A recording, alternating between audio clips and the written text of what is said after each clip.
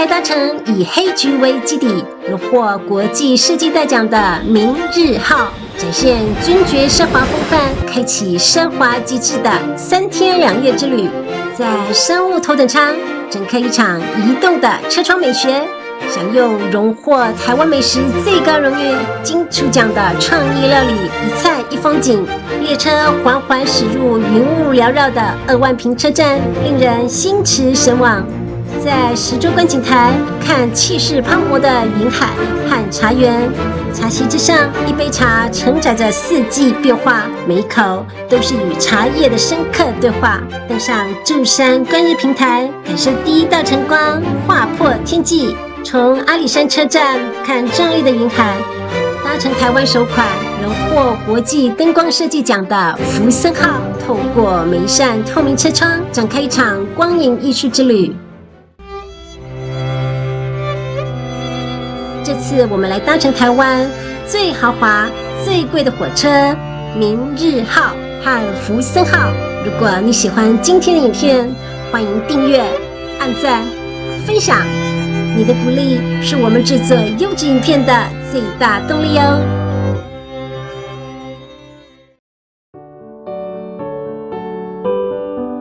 好期待呀！这是我第一次搭乘明日号，听说它是全台最豪华的观光列车，荣获德国 IF 金质奖、美国 IDA 等诸多设计大奖，享誉国际，成为台湾的骄傲。我先来报道一下。明日号的管家服务超贴心，全程我们完全不需要自己提行李，大型行李会直接送到饭店房间，真的是既温暖又超贴心的安排。Emily 今天提早到达，主办单位安排我们先到台铁的礼宾室休息，一杯气泡水 mix 桂花包种茶，还有1颗茶梅，趁这个时候聊聊天，等待上车的时间到来。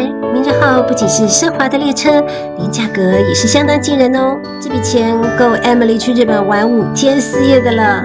这次2个人3天2夜的行程，我一共花了85800元，到底值不值得呢？ Emily 今天就邀请你跟着我一起来体验这场3天2夜的豪华之旅。哇，原来这就是荣获日本2020 Good Design Award 的设计大奖的明日号。太基础设计的车头牌，尊爵黑加上橘色调的车身，真的是太美了。大家有没有觉得很奇怪呢？为什么会有双车头？这主要是为了提供足够的动力，增加牵引力和安全性哦。我们2车的领队小蔡，看他现在正在详细的为我们解说车内设计行程。贴心的管家来了，他为我们送上了早餐。Emily 到现在还没有吃早餐，肚子可是咕噜咕噜的叫哟。Emily 对这款坚果优格情有独钟，浓郁的酸香与坚果的酥脆交织出丰富的层次感。大家有没有兴趣逛一下明日号呢？ Emily 先带大家来吧台车厢，你看这里有免费供应的新鲜水果、咖啡和精致点心。领队小蔡强烈的推荐我们这里的手冲咖啡一定要尝尝看。他说这里的手冲咖啡是采用阿里山邹竹园的咖啡豆，如果专卖店在卖的话，一杯都要700多元哦，不喝实在是太可惜了。谢谢你，那 Emily 也来一杯咯。Emily 选择在客厅车厢悠闲地喝咖啡，享受点心。这里有6个舒适的沙发座椅，座椅可以360度旋转，打造出一个自在的谈笑空间。吃完东西的时候呢，你只要把餐具或者是一些包装放在桌上就可以了，贴心的管家会来帮你收拾。为了提供旅客们精致的服务，听说雄狮旅游特别引进5星级饭店和航空公司的训练标准，来培训明日管家，展现以人为本的高端服务，成为许多旅客难忘的回忆。这边的每扇窗户像不像一幅画框呢？框住了独特的风景。随着这趟旅程的前行，在移动间尽收眼底。手册的后面还附有明信片，可以寄给亲朋好友。Emily 当然不会错过这个机会，我写了几张卡片送给亲朋好友。此外，这里还有纪念章和签名留念的纪念册哟。Emily 当然也签了名，在这里留念一下。到此一游。明日号是在2020年年底正式起航，当时由博成设计的邱博文设计师巧手打造，将已有70年历史的莒光号列车进行改造，这也是全球首例将老旧列车转型为观光列车的案例，成为旅游历史中的一大亮点。这里是商务车厢 ，Emily 的名牌上也标示了一个座位，就是这边的座位哦。这里的车厢可以提供33个座位，大部分的人都是坐在这边。那你可以在车上自由的移动，看你想要到哪一个车厢休息都是可以的。商务车厢中蓝色与灰白色交错的座椅是不是很有特色呢？这个呀是象征着花莲的大理石、浅浅的石纹、深深的土地记忆，就像花莲太鲁阁岩石地貌与台湾四面环海的景象。大家看这个窗帘也是很有特色哦。这个窗帘是由泰雅族艺术家尤玛老师的作品《岛屿四季》，用不同的颜色像素画，把岛屿四季中的山色、海光以不同意象来呈现在明日号中。贴心管家来了，他现在正在发礼物送给我们每个人。Emily 现在就来开箱，跟大家一起分享。哇，这个保温瓶摸起来好有质感！这款炭木黑的保温瓶荣获了日本 Good Design 设计大奖。你看是六角形的设计，它是由316和304不锈钢构成。你看，底部这边还有橘色的纸花垫，这肯定是日后 Emily 外出旅游的必带品之一。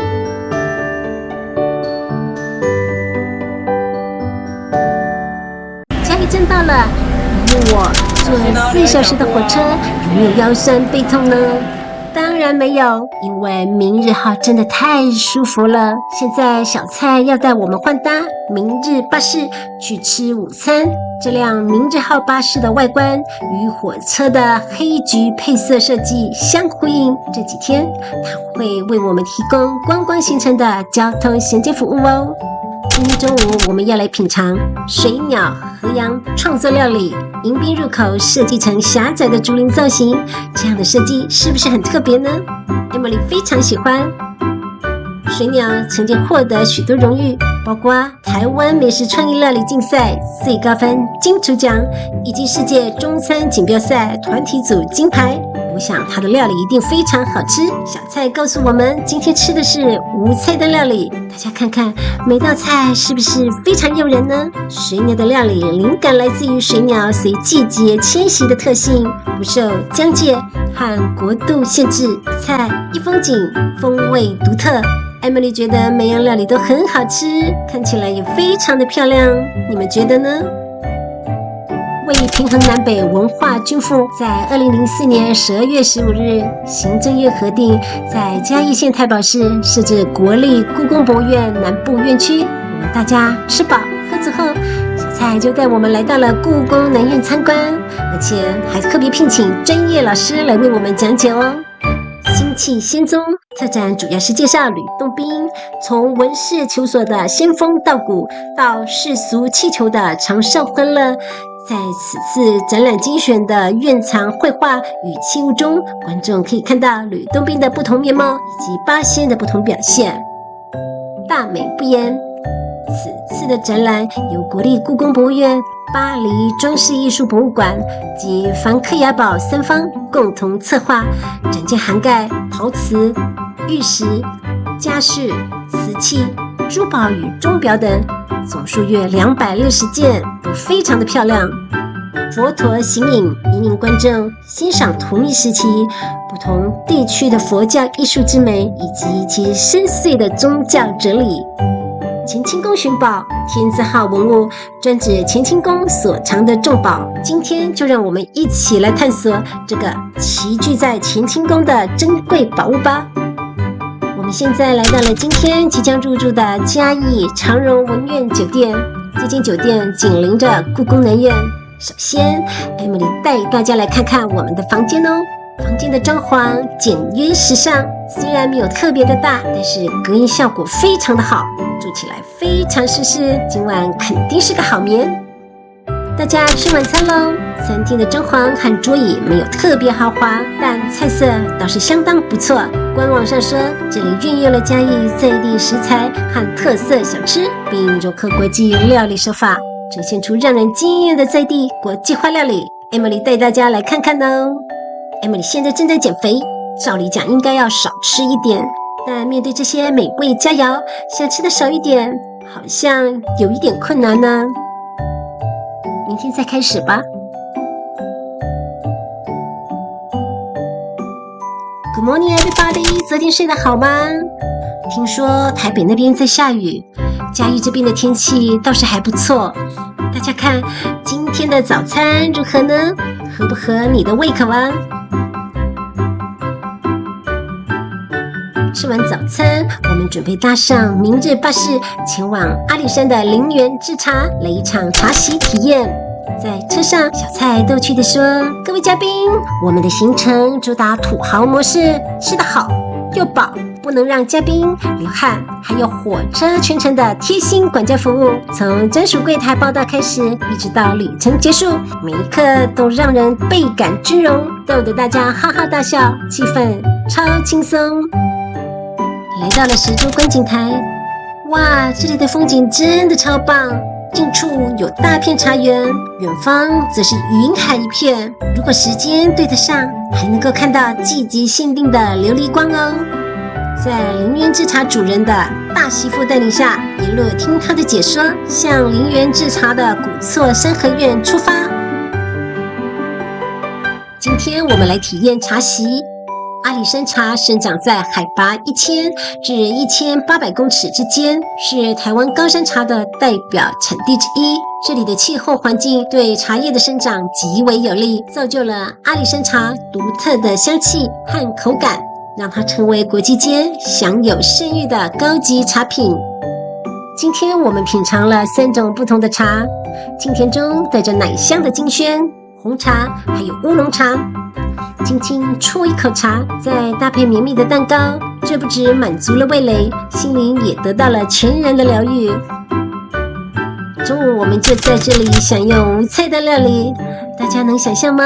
在山中云雾缭绕的美景中，享受一场充满仪式感的午餐，以酒杯盛装的爱玉饮品，搭配椒盐茶松与豆腐、山猪肉、紫苏蛋卷，以及以当地食材制作的主餐，每一道菜都让人惊艳。而最合 Emily 胃口的，就是这道苏梅茶叶。体验完茶席很丰盛的午餐后，我们准备回到林家制茶工厂参观。老板详细的跟我们解说了制茶的流程，每一个步骤稍有一点不同，茶叶香气和味道就差很多。在茶行里，老板泡了比赛头等茶的红茶，请大家品尝。这款红茶4两2500元，果然一喝就能感受到它清香甘甜的口感。大家一起来喝喝看哦！明日巴士带我们来到了阿里山森林游乐区，无缝接轨，我们立刻换上小巴，前往今天的入住地阿里山宾馆。日治时期，阿里山地区的俱乐部与招待所到处林立，这些俱乐部因时代变迁，陆续消失在历史长河之中。而当年最大并延续至今的，就是今天的阿里山宾馆的前身——阿里山林场俱乐部。听完小蔡对阿里山森林游乐区的介绍后，我们开始今天的行程喽。超过100年的阿里山染井吉野樱。樱王是阿里山花矿的指标，来阿里山赏樱一定要来朝觐一下樱王。寿正宫是全台最高的玄天上帝庙宇，每年农历3月初3，玄天上帝诞辰时都会有神蝶祝寿，是阿里山1年1度的限定奇景哦。那这个蝴蝶呢，我有看过活体哦，大部分人都给我看是那个是死掉的，就是它停在它的胡须上哦，大家可以看一下这个。跟着小蔡，我们还一起进去参拜玄天上帝，祈求平安。之后，我们还去看了象鼻墓、3代目，海拔2195公尺的全球最高学府香林国小，以及伫立于巨木栈道旁的阿里山香林神木。结束今天的行程，回宾馆喽。Emily 先带大家来开箱房间，房间蛮大的，感觉非常有高贵的历史氛围。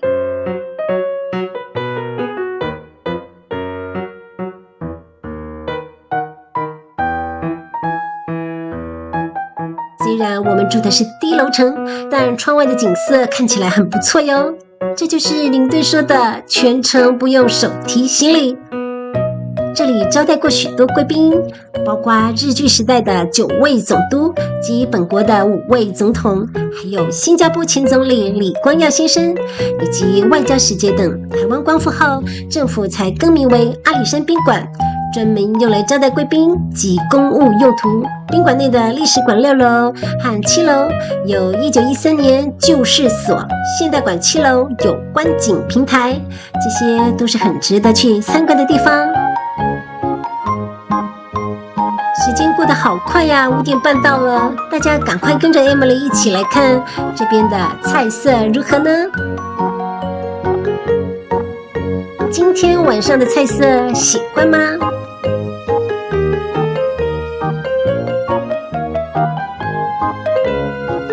以前来阿里山看日出都是半夜摸黑搭小火车上柱山车站，而且下车的时候还要动作快一点，才能抢到景观第一排。大家一定觉得很奇怪，已经6点了，我们怎么还慢悠悠的？真的要看日出吗？没错，这次我们是搭小巴，所以不用等哦。沿路雾气很重，车子在摇摇晃晃中前行。途中我还看到了柱山线的火车从前方开过去，瞬间我的脑海里闪过一个画面。天哪，不会吧？如果火车先到，那么一大群人同时下车， Emily 可能就错过了景观台的第一排了。别担心，一切都在掌握中。我们到达景观台之后，小蔡不慌不忙地帮大家在台湾铁路最高点柱山车站拍照。等我走到景观台的第一排准备就位，果然搭火车的人都下车了，不用等，不用排，真是太方便了。阿里山日出每年都吸引无数游客前来，只为了目睹这一刻光芒乍现的奇景，还有山口间形成的云海，简直美得让人心醉。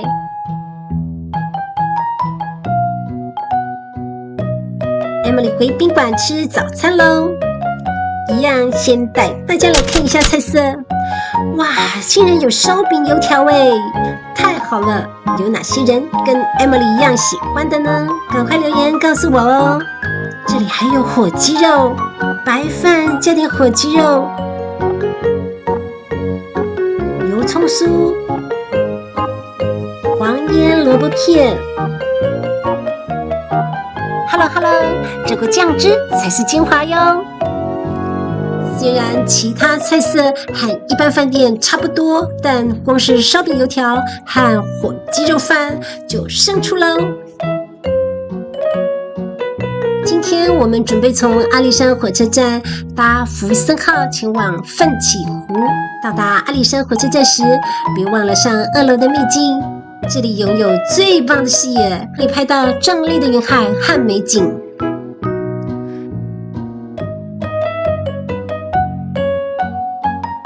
大家看到了吗？这就是林铁中最顶级的观光列车福森号，我可是向往了好久好久。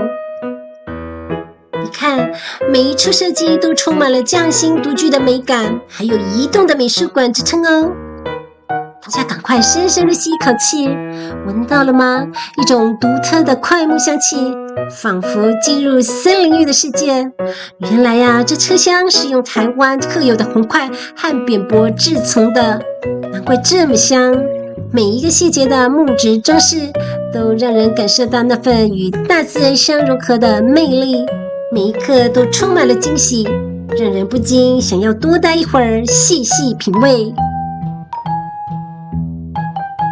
来到云雾缭绕的2万坪车站，你们猜，除了欣赏云海和火车交织的壮丽美景外，这里还藏着什么惊喜呢？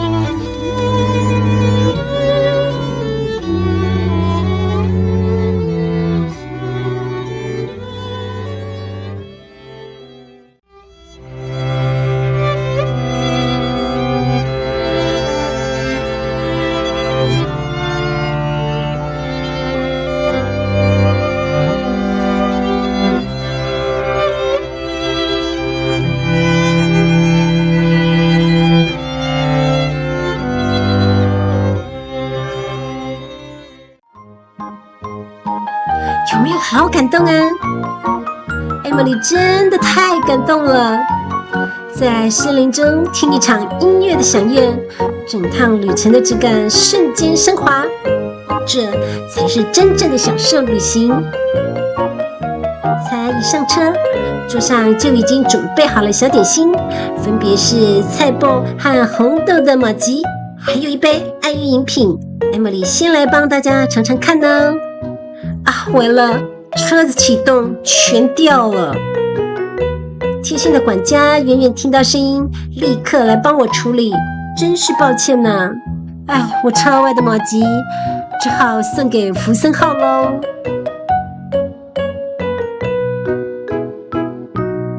奋起湖只短暂的停留15分钟，就准备要换搭明日巴士去吃午餐喽。把握短暂的15分钟 ，Emily 冲去买最有名的百年快木甜甜圈，跟团员分享。毕竟都来到奋起湖了，怎么能不吃百年快木甜甜圈呢？中午我们来到了山芙蓉茶叶餐厅，享用无菜单料理。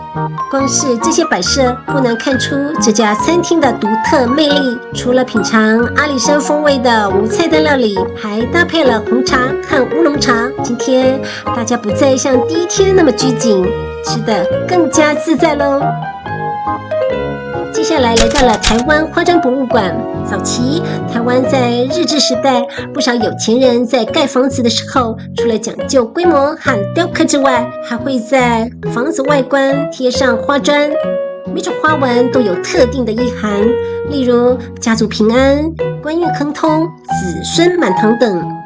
后来随着时间的推移，这些花砖渐渐被忽视，甚至直接拆除丢弃。花砖博物馆里存放着近万片珍贵的老花砖，每一片都是志工们亲手救回来的，每一片都承载着台湾的历史与记忆哦。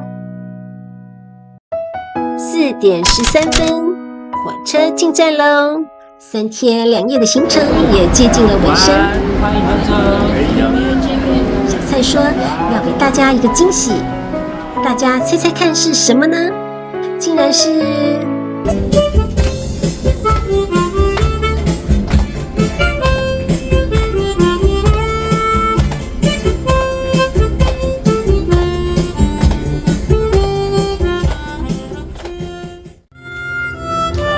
好棒的口琴表演，大家是不是也和我一样意犹未尽呢？Emily 太喜欢音乐了，无论是2万坪车站的音乐演奏，还是这场口琴独奏，都让我印象深刻。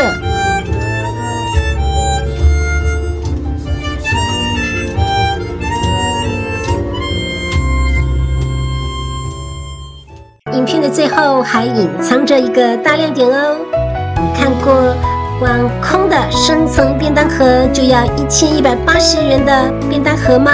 这款明日便当荣获 Good Design 设计奖，重点是用完餐还可以带回家继续使用哦。Emily 一定要收藏。随着明日号的进站 ，Emily 回到了启程的地方——南港车站。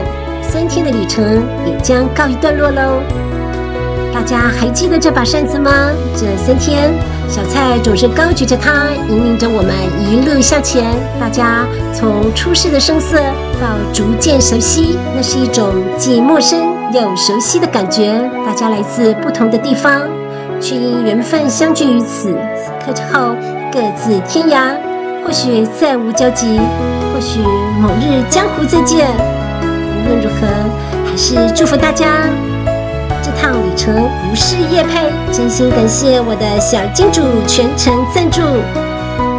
不论你是富有还是平凡，搭一趟台湾最豪华的观光列车，受一次奢华，展开一场说走就走的旅行。最难忘的从来不是终点，而是旅途本身。我是 Emily， 如果你喜欢 Emily 今天的影片，欢迎订阅、按赞、分享，并开启小铃铛。下期见哦！